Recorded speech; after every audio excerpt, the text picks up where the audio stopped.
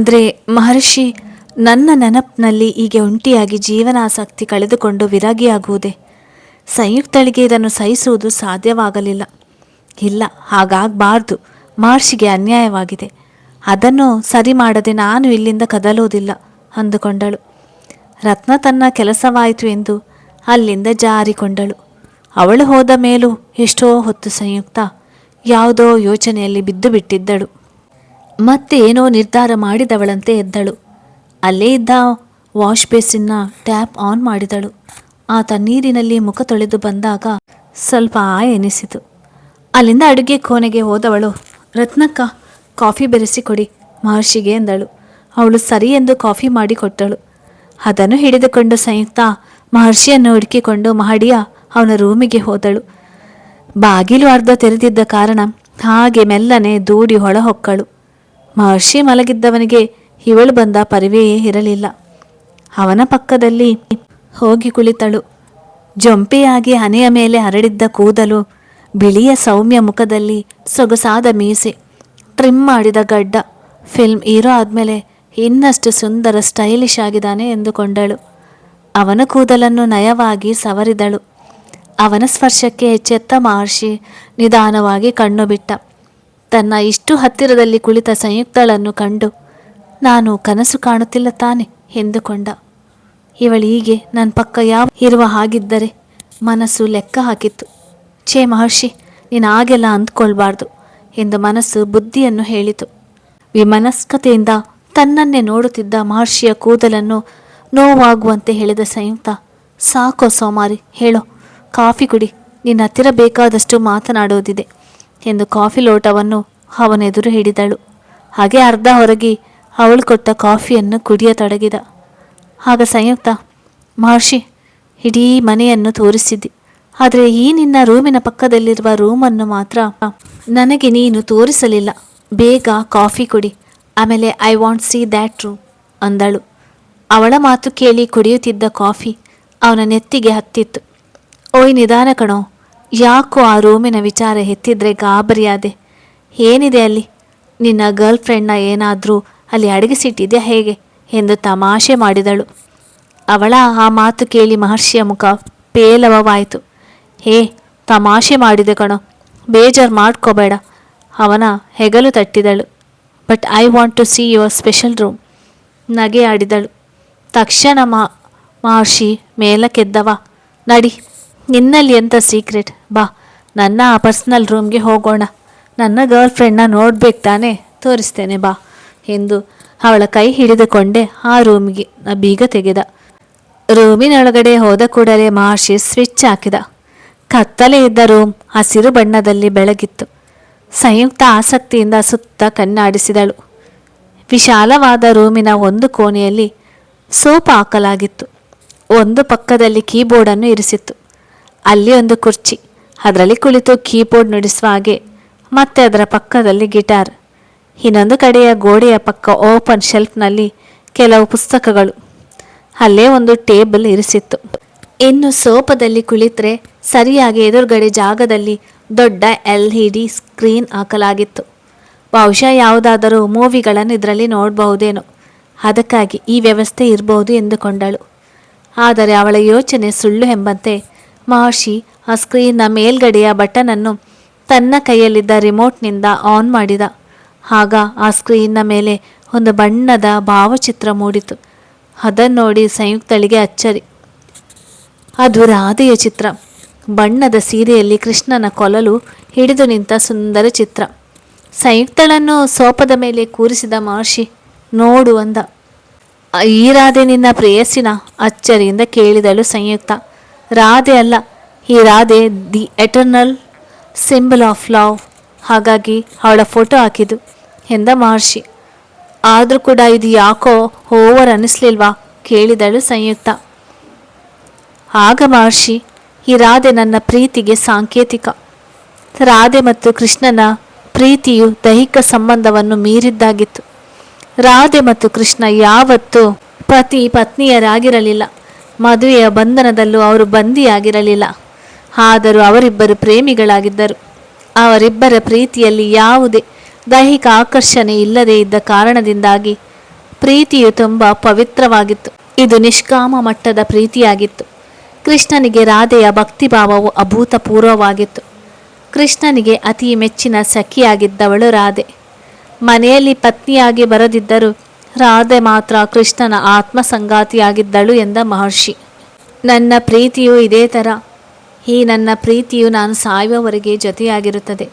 ಅದಕ್ಕೆ ನಾನು ಇಲ್ಲಿ ರಾಧೆಯ ಫೋಟೋ ಹಾಕಿದ್ದು ಎಂದು ಭಾವೋದ್ರೇಕನಾಗಿ ಹೇಳಿದಾಗ ಮಹರ್ಷಿ ಈ ಪ್ರೀತಿಯ ಫಿಲಾಸಫಿಯಲ್ಲಿ ರಿಸರ್ಚ್ ಮಾಡಿದ ಒಬ್ಬ ಪಂಡಿತನ ಥರ ಕಾಣಿಸಿದ.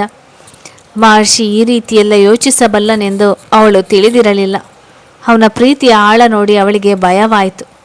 ಸುಮ್ಮನೆ ವಿಷಯ ಬದಲಾಯಿಸಲು ಹೋಗಲಿ, ಅದು ಆ ದ್ವಾಪರ ಯುಗದ ಕೃಷ್ಣನ ರಾಧೆಯ ವಿಚಾರವಾಯಿತು. ನಿನ್ನ ನಿಜವಾದ ರಾಧೆ ಯಾರು, ನನಗೆ ತೋರಿಸುವುದಿಲ್ವಾ? ತಮಾಷೆ ಮಾಡಿದಳು ಸಂಯುಕ್ತ. ಅದೇನನಿಸಿತೋ ಮಹರ್ಷಿಗೆ. ಕೂಡಲೇ ನಾನು ತೋರಿಸ್ತೇನೆ, ಆದರೆ ನೀನು ನನಗೆ ಆಮೇಲೆ ಬೈಬಾರ್ದು ಎಂದ. ನೋ ಶ್ಯೋ ಎಂದು ಆಶ್ವಾಸನೆ ಕೊಟ್ಟಳು. ಹಾಗಾದರೆ ನೋಡು ಎಂದು ರಿಮೋಟ್ನ ಇನ್ನೊಂದು ಬಟನ್ ಹೊತ್ತಿದ. ಕೂಡಲೇ ಸ್ಕ್ರೀನ್ನಲ್ಲಿದ್ದ ರಾಧೆ ಮಾಯವಾಗಿ ಒಂದು ಸುಂದರ ಹಾಡು ಪ್ಲೇ ಆಗತೊಡಗಿತು. ಅದು ಕನ್ನಡ ಹಾಡು. ಯಾವ ಮೋಹನ ಮುರಳಿ ಕರೆಯಿತು ದೂರ ತೀರಕ್ಕೆ ನಿನ್ನನ್ನು, ಯಾವ ಬೃಂದಾವನವು ಸೆಳೆಯಿತು ನಿನ್ನ ಮಣ್ಣಿನ ಕಣ್ಣನು.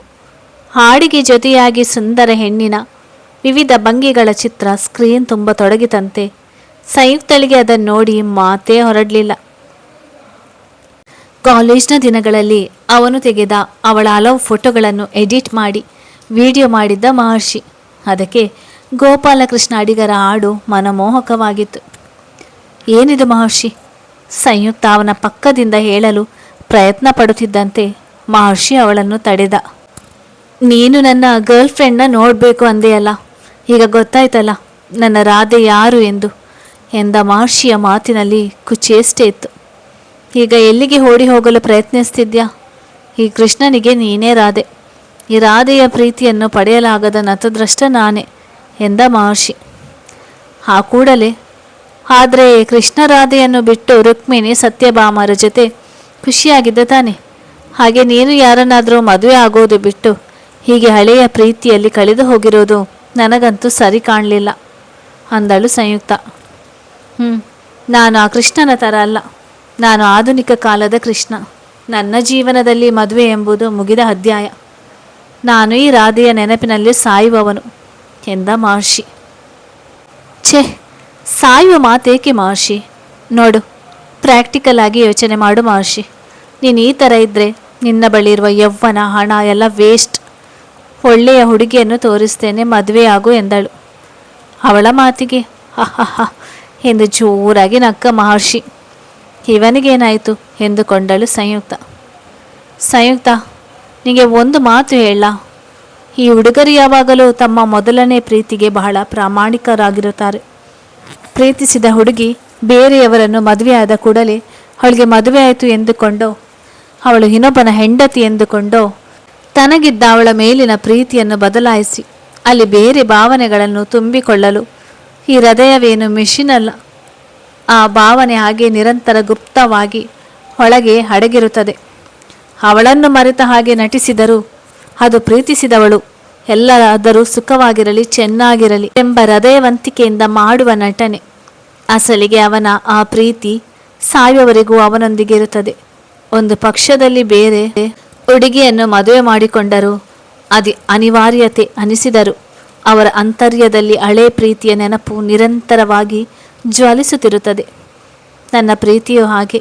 ಇಲ್ಲಿ ಸ್ವಾರ್ಥವಿಲ್ಲ, ನಿನ್ನನ್ನು ಪಡೆಯಲೇಬೇಕೆಂಬ ಹಠವಿಲ್ಲ. ಆದರೆ ನನ್ನ ಹೃದಯ ದೇಗುಲದಲ್ಲಿ ದಿನವೂ ನಿನ್ನ ಮೂರ್ತಿಗೆ ಅಭಿಷೇಕ ನಡೆಯುತ್ತದೆ. ಅದನ್ನು ಯಾರಿಂದಲೂ ತಪ್ಪಿಸಲು ಸಾಧ್ಯವಿಲ್ಲ. ನನಗೆ ಪ್ರೀತಿ ಕಾಡಿ ರಾತ್ರಿಗಳು ದೀರ್ಘವೆನಿಸಿದಾಗಲೆಲ್ಲ ಇಲ್ಲಿ ಬಂದು ಈ ವಿಡಿಯೋ ಹಾಕ್ತೇನೆ. ನಿನ್ನ ಜೊತೆ ಕಳೆದ ರಸ ನಿಮಿಷಗಳನ್ನು ಮೆಲುಕು ಹಾಕುತ್ತೇನೆ. ನಿನ್ನ ಜೊತೆ ಇರುವ ಕಲ್ಪನೆ ನನ್ನ ಬೇಸರಕ್ಕೆ ಸಾಂತ್ವನ ನೀಡುತ್ತದೆ. ಹಾಗೆ ಬೆಳಗಾಗುವವರೆಗೂ ಮತ್ತೆ ಮತ್ತೆ ಇದೇ ಚಿತ್ರಗಳನ್ನು ಹಾಕಿ ನೋಡುತ್ತೇನೆ ಎಂದ ಮಹರ್ಷಿ. ಅವನ ಮಾತು ಕೇಳಿ ಸಂಯುಕ್ತಳಿಗೆ ಮಹರ್ಷಿ ತನ್ನ ಬಗ್ಗೆ ಇರಿಸಿರುವ ಪ್ರೀತಿಯ ಮಟ್ಟ ಏನೆಂದು ಅರಿವಾಯಿತು. ಈ ಪ್ರೇಮ ಪೂಜಾರಿಗೆ ಕೈ ಮುಗಿದು ನಮಸ್ಕಾರ ಮಾಡಬೇಕೆನಿಸಿತು. ಮಹರ್ಷಿ ತನ್ನ ಹತ್ತಿರವೇ ಕುಳಿತು ಈ ರೀತಿ ಮಾತನಾಡುತ್ತಿರುವಾಗ ಸಂಯುಕ್ತಳಿಗೆ ಅವನ ಮುಖಕ್ಕೆ ಮುಖ ಕೊಟ್ಟು ಮಾತನಾಡಲು ಭಯವಾಯಿತು. ಅವನ ಪ್ರೀತಿ ಮುಂದೆ ಎಲ್ಲಿ ಕರಗಿ ಹೋಗುವೆನೋ ಅನಿಸಿತ್ತು. ಇವನು ತನ್ನ ಮೇಲಿರಿಸಿರುವ ಪ್ರೀತಿಗೆ ನಾನು ಏನು ಮಾಡಬಹುದು ಎಂದು ಯೋಚಿಸ್ತಿರುವಾಗಲೇ ಸ್ಕ್ರೀನ್ ಮೇಲಿದ್ದ ಅವಳ ಚಿತ್ರಗಳ ಜೊತೆ ಹಾಡು ಬದಲಾಯಿತು. ನಿನ್ನ ಪ್ರೇಮದ ಪರಿಯ ನಾನರಿಯೇ ಕನಕಾಂಗಿ, ನಿನ್ನೊಳ್ಳಿದೆ ನನ್ನ ಮನಸ್ಸು, ಹುಣ್ಣಿಮೆಯ ರಾತ್ರಿಯಲ್ಲಿ ಹುಕ್ಕುವುದು ಕಡಲಾಗಿ, ನಿನ್ನೊಲುಮೆ ನನ್ನ ಕಂಡು, ನಿನ್ನಲ್ಲಿದೆ ನನ್ನ ಮನಸ್ಸು. ಸಾಗರನ ಹೃದಯದಲ್ಲಿ ರತ್ನ ಪರ್ವತ ಮಾಲೆ ಮಿಂಚಿನಂತೆ ಮೀಯುವುದಂತೆ. KS ನರಸಿಂಹಸ್ವಾಮಿ ಅವರು ಬರೆದ ಈ ಹಾಡು ಈ ಮಹರ್ಷಿಯ ಭಾವನೆಗೆ ಹಿಡಿದ ಕನ್ನಡಿಯಂತೆ ತೋರಿತು. ಇನ್ನೂ ಹೆಚ್ಚು ಹೊತ್ತು ನಾನಿಲ್ಲಿ ನಿಲ್ಲುವುದು ಸರಿಯಲ್ಲ ಅನಿಸಿ ಕೂಡಲೇ ಈ ರೂಮನ್ನು ನೋಡಿದಾಯ್ತಲ್ಲ, ಬಾ ಮಹರ್ಷಿ ಹೋಗೋಣ ಎಂದು ಸಂಯುಕ್ತ ಅಲ್ಲಿಂದ ಕಾಲು ಕಿತ್ತಳು. ಆ ಕೋಣೆಯಿಂದ ಹೊರಬಂದ ಸಂಯುಕ್ತಳನ್ನು ಹಿಂಬಾಲಿಸಿದ ಮಹರ್ಷಿ ಕೂಡ ಹೊರಗೆ ಬಂದ. ಅವನ ಹೃದಯದ ಭಾರ ಸ್ವಲ್ಪ ಕಡಿಮೆಯಾದ ಹಾಗೆ ಅನಿಸಿತು. ಎಷ್ಟೋ ದಿನಗಳಿಂದ ಹೇಳಬೇಕೆಂದುಕೊಂಡ ಮಾತುಗಳು ಅವನಲ್ಲಿ ಉಳಿದು ಹೋಗಿತ್ತು. ಇಂದು ಅವುಗಳಿಗೆಲ್ಲ ಬಿಡುಗಡೆ ಸಿಕ್ಕಿತ್ತು.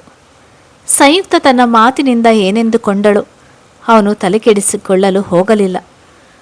ಅಷ್ಟರಲ್ಲಿ ಮಹರ್ಷಿಗೆ ಅವನ PA ಕಾಲ್ ಮಾಡಿದ. ಕೆಲವು ಪ್ರಮುಖ ವಿಚಾರಗಳನ್ನು ಮಾತನಾಡಬೇಕಾಗಿದ್ದ ಕಾರಣ ಮಹರ್ಷಿ ಅವನ ಜೊತೆ ಮಾತನಾಡುತ್ತಿದ್ದಂತೆ ಸಂಯುಕ್ತ ಕೆಳಗಡೆ ಬಂದವಳು ಮಹರ್ಷಿಯ ಮನೆಯ ಎದುರಿನ ಲತಾ ಮಂಟಪದಲ್ಲಿ ಬಂದು ಕುಳಿತಳು. ಸಾಯಂಕಾಲದ ಹೊತ್ತು ಅಲ್ಲಿ ತಣ್ಣಗೆ ಗಾಳಿ ಬೀಸಿ ಹಿತವಾಗಿತ್ತು. ಅಲ್ಲಿ ಕುಳಿತರು ಸಂಯುಕ್ತಳ ಯೋಚನೆ ಮಹರ್ಷಿಯ ಬಗ್ಗೆಯೇ ಆಗಿತ್ತು. ಹಿಂದೆ ಕೆಲವು ಸಂದರ್ಭಗಳಲ್ಲಿ ಅವನ ಜೊತೆ ಬಹಳ ಕ್ಲೋಸ್ ಆಗಿದ್ದ ದಿನಗಳಲ್ಲೂ ಮಹರ್ಷಿ ಬಹಳ ಸಂಯಮಿಯಾಗಿದ್ದ.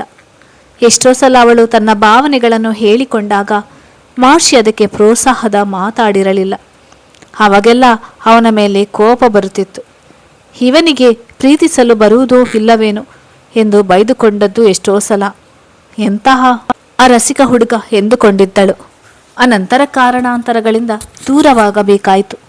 ಆದರೆ ಈಗ ಪರಿಸ್ಥಿತಿ ಬದಲಾಗಿದೆ. ಆಗ ಅವಳಿದ್ದ ಪರಿಸ್ಥಿತಿಯಲ್ಲಿ ಈಗ ಮಹರ್ಷಿ ಇದ್ದಾನೆ ಎಂದು ಅವಳಿಗೆ ಸ್ಪಷ್ಟವಾಗಿ ತಿಳಿಯುತ್ತಿತ್ತು. ಇಷ್ಟು ದಿನಗಳಲ್ಲಿ ಮಹರ್ಷಿಯನ್ನು ಅವಳು ಮರೆತಿರಲಿಲ್ಲ. ಆದರೆ ಅವನ ಬಗ್ಗೆ ಯೋಚಿಸುತ್ತಾ ದುಃಖಿಸಿದವಳು ಅಲ್ಲ. ಕಾಲಕ್ಕೆ ತಕ್ಕಂತೆ ಸಾಂದರ್ಭಿಕವಾಗಿ ಜೀವನದ ದಾರಿಗಳು ಬದಲಾದಂತೆ ತಾನು ಬದಲಾಗುತ್ತಾ ಬಂದವಳು. ನಡೆದ ಘಟನೆಗಳನ್ನು ಪ್ರಾಕ್ಟಿಕಲ್ ಆಗಿ ತೆಗೆದುಕೊಂಡವಳು. ಆಗಿ ಹೋದದ್ದಕ್ಕೆ ಅಳುತ್ತಾ ಕೂರುವ ಜಾಯಮಾನ ಅವಳದಲ್ಲ. ಹಾಗಾಗಿ ಮಹರ್ಷಿಯು ತಾನಾಗಿ ದೂರವಾದಾಗ ಅದನ್ನು ಅರ್ಥ ಮಾಡಿಕೊಂಡು ದೂರವೇ ಇದ್ದು ಬಿಟ್ಟಿದ್ದಳು. ಮನಸ್ಸು ಮಾಡಿದರೆ ಯಾವತ್ತೋ ಅವನ ಸಂಪರ್ಕವನ್ನು ಜೋಡಿಸುವ ಎಲ್ಲ ಚಾಕಚಕ್ಯತೆ ಅವಳಿಗಿತ್ತು. ಆದರೆ ಅವನ ಹಾಗೂ ವರ್ಣಾಳ ಜೀವನಕ್ಕೆ ಮುಳ್ಳಾಗಬಾರದೆಂದೇ ಅವಳು ಅವನ ಜೊತೆ ಅಂತರ ಕಾಯ್ದುಕೊಂಡಿದ್ದಳು. ಇದಾದ ನಂತರ ಮೃಣಾಲ್ ಜೊತೆ ಅವಳ ಮದುವೆಗೂ ಒಪ್ಪಿಗೆ ಕೊಡಬೇಕಾದ ಸಂದರ್ಭ ಎದುರಾಯಿತು. ಹೀಗೆ ಅವರಿಬ್ಬರ ಜೀವನ ವಿರುದ್ಧ ದಿಕ್ಕಲ್ಲಿ ಹೋಗುತ್ತಿದೆ ಅಂದುಕೊಂಡರೆ ಈಗ ಮಹರ್ಷಿ ಸಂಯುಕ್ತಳ ನೆನಪಿನಲ್ಲಿ ವಿರಹಿಯಾಗಿ ಜೀವನ ಪರ್ಯಂತ ಇರಬೇಕೆಂದುಕೊಂಡಿದ್ದಾನೆ. ಅವನ ಈ ಸ್ಥಿತಿಗೆ ತನ್ನ ತಂದೆಯ ಮೂಲಕ ನಾನು ಜವಾಬ್ದಾರಳು ಅಂದುಕೊಂಡಳು ಸಂಯುಕ್ತ. ಮಹರ್ಷಿಯೇನೋ ಅವನ ಅಂತರಂಗದಲ್ಲಿದ್ದ ರಹಸ್ಯವನ್ನು ಹೊರದಬ್ಬಿ ಹೃದಯ ಹಗುರ ಮಾಡಿಕೊಂಡಿದ್ದ. ಆದರೆ ಈಗ ಸಂಯುಕ್ತಳ ಹೃದಯ ದ್ರವಿಸಲಾರಂಭಿಸಿತು. ಗಂಡಸರು ಮೊದಲ ಪ್ರೀತಿಗೆ ನಿಷ್ಠರಾಗಿರುತ್ತಾರೆ ಎಂದು ಎಲ್ಲೋ ಕೇಳಿದ್ದಳು. ಎಂದು ಅದನ್ನೇ ಮಹರ್ಷಿ ಹೇಳಿದಾಗ ಅದು ಸತ್ಯ ಎಂಬ ಅರಿವಾಗಿತ್ತು. ಮುಂದೇನು ಎಂಬ ಯೋಚನೆಯೊಳಗೆ ಮುಳುಗಿಬಿಟ್ಟಳು ಸಂಯುಕ್ತ. ರತ್ನಕ್ಕ ಬಂದು, ಅಕ್ಕ ಊಟಕ್ಕೆ ಬರಬೇಕಂತೆ, ಸಾಹೇಬ್ರು ಕರಿತಾ ಇದ್ದಾರೆ ಎಂದಾಗಲೇ ಅವಳಿಗೆ ತಾನು ಬಂದು ಇಲ್ಲಿ ಕುಳಿತು ಬಹಳ ಹೊತ್ತಾಯಿತು ಎಂಬ ಅರಿವಾಗಿತ್ತು. ಅಲ್ಲಿಂದ ಎದ್ದು ಡೈನಿಂಗ್ ಹಾಲ್ಗೆ ಬಂದಳು. ಡೈನಿಂಗ್ ಟೇಬಲ್ನಲ್ಲಿ ವಿವಿಧ ಬಗೆಯ ಅಡುಗೆಗಳನ್ನು ಜೋಡಿಸಲಾಗಿತ್ತು. ಮಹರ್ಷಿ ಅವಳಿಗಾಗಿ ಕಾಯುತ್ತಿದ್ದ. ಸಂಯುಕ್ತ ಬಂದ ತಕ್ಷಣ ಮಹರ್ಷಿ, ರತ್ನಕ್ಕ ನಾವೇ ಸರ್ವ್ ಮಾಡಿಕೊಳ್ಳುತ್ತೇವೆ, ನೀವು ಹೋಗಿ ಎಂದ. ಅವರಿಬ್ಬರಿಗೆ ಏಕಾಂತದ ಅಗತ್ಯವಿದೆ ಎಂಬುದು ರತ್ನನಿಗೆ ತಿಳಿಯಿತು. ಸರಿ ಸಾಹೇಬ್ ಎಂದವಳು ಅಲ್ಲಿಂದ ಮಾಯವಾದಳು. ಬಾ ಸಂಯುಕ್ತ ಕುಳಿತುಕೋ, ಅವನು ಪಕ್ಕದ ಚೇರ್ ಹೇಳಿದ. ಅವಳು ಬಂದು ಕುಳಿತ ಮೇಲೆ ತಾನೇ ಅವಳ ತಟ್ಟೆಗೆ ಬಿಸಿ ಬಿಸಿ ಅನ್ನ ಬಡಿಸಿದ. ಅವನ ಈ ಕಾಳಜಿಯು ಅವಳಿಗೆ ನುಂಗಲಾರದ ತುತ್ತು. Maharshi, don't treat me like a guest, ನಾನೇ ಸೆಲ್ಫ್ ಸರ್ವಿಸ್ ಮಾಡಿಕೊಳ್ತೇನೆ ಎಂದಾಗ ಮಹರ್ಷಿ, ಐ ಲೈಕ್ ಇಟ್, ಇದು ನಿನ್ನ ಮನೆ ಥರ ಅಂದ್ಕೋ ಎಂದ. ಮತ್ತೆ ಮಹರ್ಷಿ, ಸಂಯುಕ್ತ ಈ ಕೊಲೆ ಕೇಸಾಗಿ ನಾನು ಅರೆಸ್ಟ್ ಆದದ್ದು ಒಳ್ಳೆಯದಾಯಿತು ಎಂದ. ಯಾಕೆ? ಇಲ್ಲದಿದ್ದರೆ ನಿನ್ನ ಮತ್ತು ನನ್ನ ಭೇಟಿ ಈ ಜನ್ಮದಲ್ಲಿ ಆಗುತ್ತಿರಲಿಲ್ಲ. ಸಂಯುಕ್ತಳಿಗೆ ಅವನ ಮಾತಿನ ಅರ್ಥವಾದಂತೆ ಅದು ನಿಜ ಅಂದಳು. ಮತ್ತೆ ಮಾತು ಮುಂದುವರೆಸಿದ ಮಹರ್ಷಿ, ಸಂಯುಕ್ತ, ಈ ಮನೆ ಇಷ್ಟು ದಿನ ನನ್ನ ಪಾಲಿಗೆ ಬರೀ ಕಾಂಕ್ರೀಟ್ ಕಟ್ಟಡವಾಗಿತ್ತು. ಇಲ್ಲಿ ಬೀಸುವ ಗಾಳಿಗೆ ಇವತ್ತು ನಿಜ ಅರ್ಥದಲ್ಲಿ ಜೀವ ಬಂದಿದೆ. ಯಾಕೆ ಅಂದರೆ ನಿನ್ನ ಉಸಿರು ಅದರ ಜೊತೆ ಬೆರೆತಿದೆಯಲ್ಲ, ಅದಕ್ಕೆ ಎಂದ. ಅವನ ಈ ಕಲ್ಪನೆಗೆ ಏನು ಹೇಳಬೇಕೆಂದು ತೋಚಲಿಲ್ಲ. ಮಹರ್ಷಿ, ಜಿಂದಗಿ ಕಾ ಸಫರ್ ಹೈ, ಕೈಸಾ ಸಫರ್, ಕೋಯಿ ಸಮಜಾ ನಹಿ, ಕೋಯಿ ಜಾನಾ ನಹಿ. ಜೀವನದ ಈ ಪಯಣ ಇದೆಂಥ ಪಯಣ, ಯಾರಿಗೂ ಅರ್ಥವಾಗಿಲ್ಲ, ಯಾರೂ ತಿಳಿದಿಲ್ಲ. ಕಿಶೋರ್ ಕುಮಾರ್ ಆಡಿದ ಈ ಹಾಡು ನೀನು ಯಾವತ್ತೂ ಕೇಳುತ್ತಿದ್ದೆಯಲ್ಲ, ನೆನಪಿದೆಯಾ? ಬಹುಶಃ ನಮಗೂ ಇದು ಅನ್ವಯವಾಗುತ್ತದೆ. ಅದರ ಅರ್ಥಾನುಸಾರದಂತೆ ನಾವು ನಡೆಯಬೇಕು ಅಲ್ವೇ? ಬದುಕು ಜಟಕ ಬಂಡಿ, ವಿಧಿ ಅದರ ಸಾಹೇಬ, ಅಷ್ಟೇ ಈ ಬದುಕು. ನಾವಂದುಕೊಂಡಂತೆ ಇಲ್ಲಿ ಯಾವುದೂ ನಡೆಯೋಲ್ಲ ಅನ್ನುವಾಗ ಸಂಯುಕ್ತಳ ಮುಖ ಸ್ವಲ್ಪ ಕಲೆಗುಂದಿತು. ಅದನ್ನು ಗಮನಿಸಿದ ಮಹರ್ಷಿ, ಕಮಾನ್ ಸಂಯುಕ್ತ, ಇಷ್ಟಕ್ಕೆಲ್ಲ ಬೇಜಾರು ಮಾಡಿಕೊಳ್ಬೇಡ. ನನಗೆ ವಾಸ್ತವದ ಅರಿವಿದೆ. ನೀನು ಅಪರೂಪಕ್ಕೆ ಸಿಕ್ಕಿದ್ಯಾ, ಮುಂದೆ ಸಿಗುತ್ತೀಯೋ ಇಲ್ಲವೋ ಯಾರಿಗೆ ಗೊತ್ತು. ಹಾಗಾಗಿ ನಾನು ಎಲ್ಲವನ್ನು ನಿನ್ನ ಬಳಿ ಹೇಳಿಕೊಂಡೆ. ಅವಳನ್ನು ಸಮಾಧಾನ ಮಾಡಲು ಪ್ರಯತ್ನಿಸಿದ. ಮತ್ತೆ ಅವರ ಮಾತು ಮುಂದುವರಿಯಲಿಲ್ಲ. ಊಟ ಮಾಡಿ ಮಹರ್ಷಿ ಮಾಡಿ ಕಡೆ ನಡೆದ. ಸಂಯುಕ್ತ ತನ್ನ ರೂಮಿಗೆ ತೆರಳಿದಳು. ರೂಮಿಗೆ ಮರಳಿದ ಸಂಯುಕ್ತ ಸ್ನಾನ ಮಾಡಿ ಫ್ರೆಶ್ ಅಪ್ ಆದಳು. ಮಲಗೋ ಮುಂಚೆ ಸ್ನಾನ ಮಾಡುವುದು ಅವಳಿಗೆ ಮೊದಲಿನಿಂದಲೂ ರೂಢಿಯಾಗಿತ್ತು. ಮತ್ತೆ ಬಹಳ ಹೊತ್ತು ಯೋಚಿಸುತ್ತಾ ಕುಳಿತಿದ್ದ ಸಂಯುಕ್ತ ಏನೋ ನಿರ್ಧಾರ ಮಾಡಿದವಳಂತೆ ತನ್ನ ರೂಮಿನಿಂದ ಹೊರಗಡೆ ಇಟ್ಟಳು. ಕೆಲಸದವರೆಲ್ಲ ಆಗಲೇ ತಮ್ಮ ಕೆಲಸ ಮುಗಿಸಿ ರೆಸ್ಟ್ ಮಾಡಲು ತೆರಳಿದ್ದರು.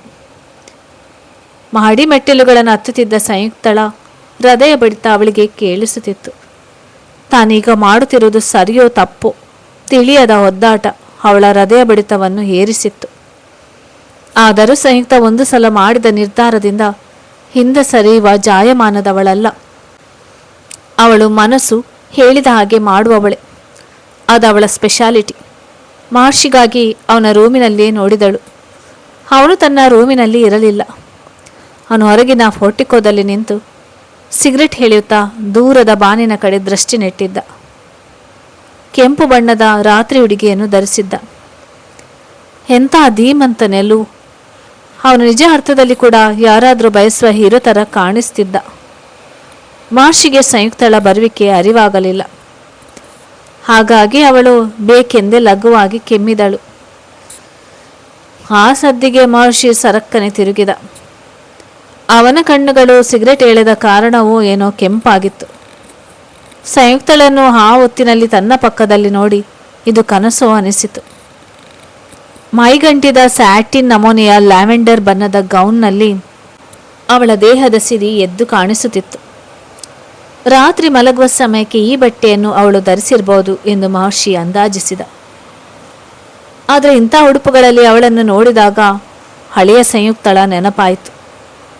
ಅವಳನ್ನೇ ಮತ್ತೆ ದಿಟ್ಟಿಸಿದ. ಕಪ್ಪು ಕೂದಲ ರಾಶಿ ಅವಳ ಮುಖದಲ್ಲಿ ನಿಲ್ಲಲಾರದೆ ಹಾರಾಡಿ ಮುಖದ ಮೇಲೆ ನರ್ತಿಸುತ್ತಿದ್ದವು. ಆ ಕೂದಲಿನ ನಡುವೆ ಸುಂದರವಾಗಿ ಹೊಳೆಯುತ್ತಿದ್ದ ಅವಳ ಬಿಳಿಯ ದುಂಡು ಮುಖ. ಬಂದಾಗಿನಿಂದ ಗಂಭೀರವಾಗಿದ್ದ ಆ ಕಣ್ಣುಗಳಲ್ಲಿ ಈಗ ಮಾದಕತೆ ತುಂಬಿ ತುಳುಕುತ್ತಿದೆ. ಇದು ನನ್ನ ಭ್ರಮೆಯೂ ಇರಬಹುದು ಎಂದುಕೊಂಡ.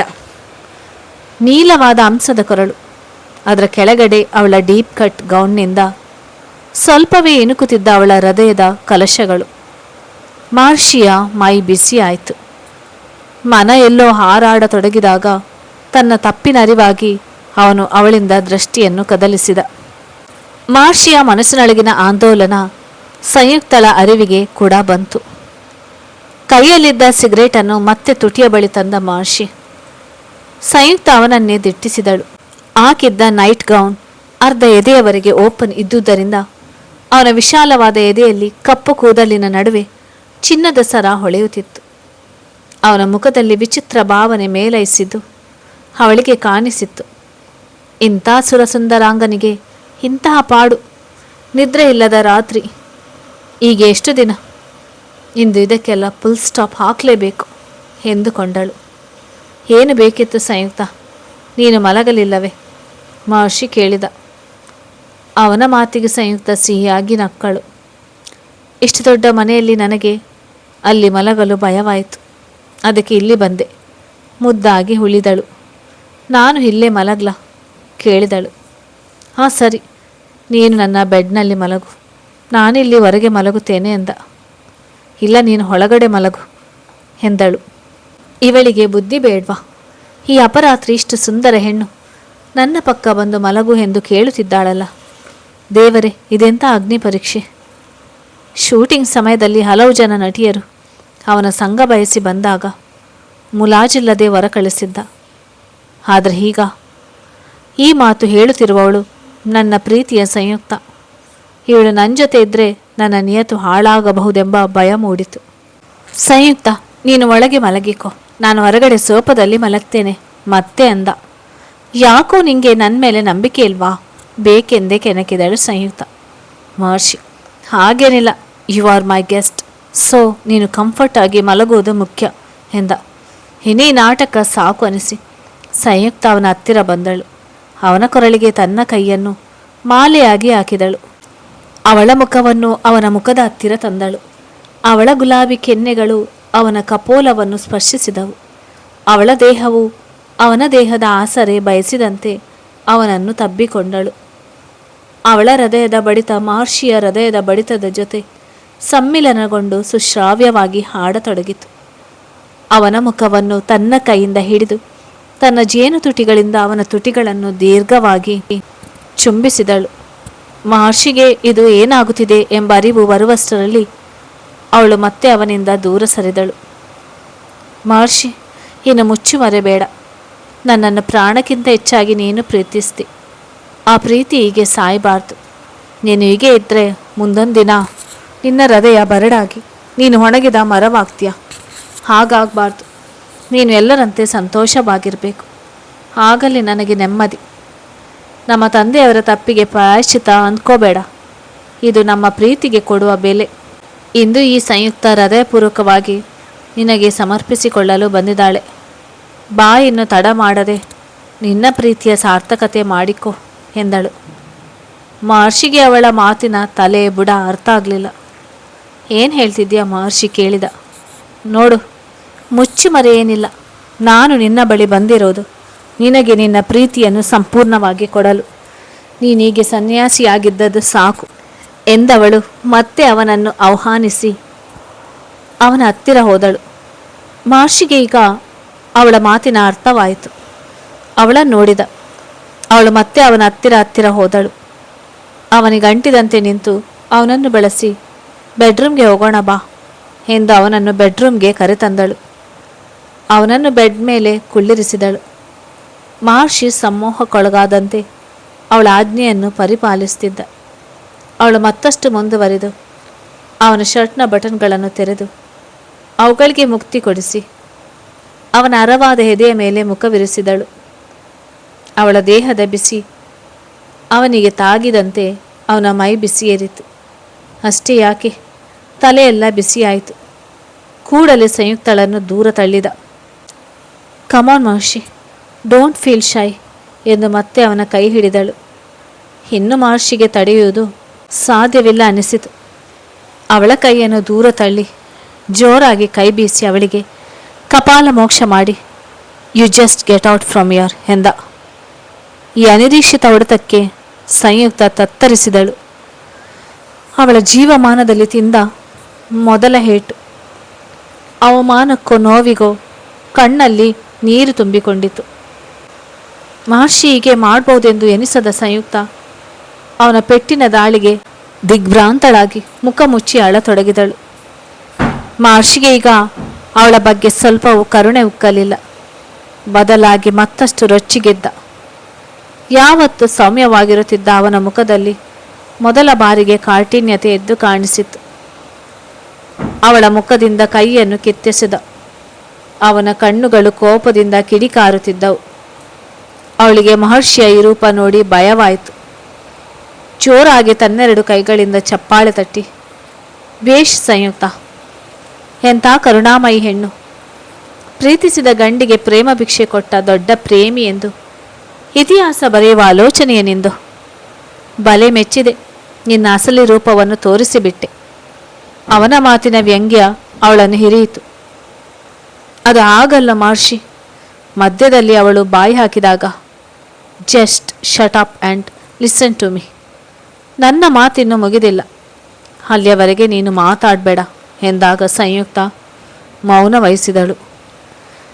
ನೀನು ಈ ಮಹರ್ಷಿ ಬಗ್ಗೆ ಏನೆಂದುಕೊಂಡಿದ್ದೆ? ಸಂಯುಕ್ತಳ ಪ್ರೀತಿ ಸಿಗದೆ ತಹತಹಿಸ್ತಿರುವ ಬಡಪಾಯಿ, ಮಳೆಯೇ ಇಲ್ಲದ ಬರಡಾದ ಭೂಮಿ, ಮಳೆಗಾಗಿ ಕಾಯುತ್ತಿರುತ್ತದೆ.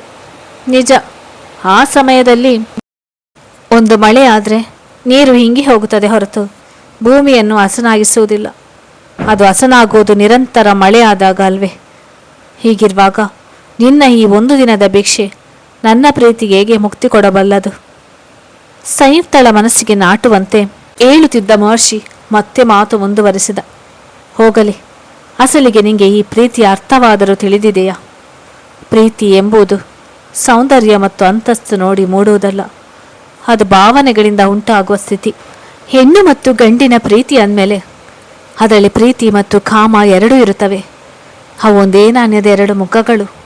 ಆದರೆ ಪ್ರೀತಿಯಲ್ಲಿ ಭಾವನೆಗೆ ಮಹತ್ವ, ಕಾಮದಲ್ಲಿ ದೈಹಿಕ ಆಸಕ್ತಿಗೆ ಹೊತ್ತು ಜಾಸ್ತಿ. ಒಂದು ದಾಂಪತ್ಯ ಜೀವನದ ಪರಿಪೂರ್ಣತೆಗೆ ಇವೆರಡು ಅಗತ್ಯ ತಾನೆ. ಆದರೆ ಒಬ್ಬ ನಿಷ್ಠಾವಂತ ಪ್ರೇಮಿಗೆ ಪ್ರೀತಿಯ ನೆನಪುಗಳಲ್ಲಿ ಬದುಕುವ ಶಕ್ತಿ ಇರುತ್ತದೆ. ನಾನು ಅಂತಹ ಪ್ರೇಮಿ ಕಣೆ. ನಿನ್ನ ಜೊತೆ ಕಳೆದ ನೆನಪುಗಳೇ ಸಾಕು ನನ್ನನ್ನು ಜೀವಂತವಾಗಿರಿಸಲು. ನಾನು ನಿನ್ನನ್ನು ಇಲ್ಲಿಗೆ ಕರೆದೆ, ನೀನು ಬಂದೆ. ನಮ್ಮ ಹಳೆಯ ಮಧುರ ಪ್ರೀತಿಯ ಮೆಲುಕು ಹಾಕಿದೆ. ಅಂದ ಮಾತ್ರಕ್ಕೆ ನಾನು ನಿನ್ನ ದೈಹಿಕವಾಗಿ ಬಯಸುತ್ತಿದ್ದೇನೆ ಎಂದು ನೀನು ಅಂದುಕೊಂಡೆಯಲ್ಲ, ಅದು ನಿನ್ನ ಮೂರ್ಖತನ. Love is not about how much you say I love you, but how much that you can prove that it is true. ಕೊನೆಯದಾಗಿ ಹೇಳುತ್ತೇನೆ ಕೇಳು.